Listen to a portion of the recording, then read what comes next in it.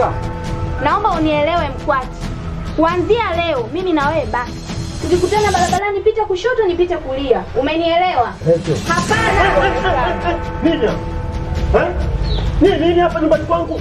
Mbona kila siku makelele tu hapa nyumbani kwangu? Tatizo nini?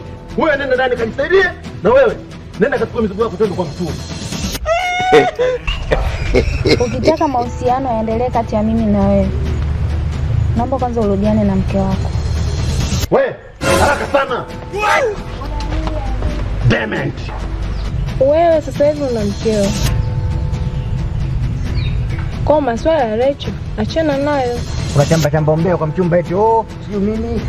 Yaani mimi sina sema kulala. Mimi na harakati. Kajua mwisho wako.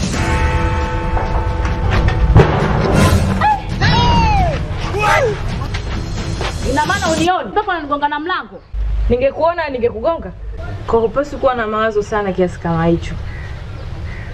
Watakiwa usiwe na mawazo kurudi nyumbani mpaka mimi sasa hata mimi mkeo nakosa amani ukiwa hivi.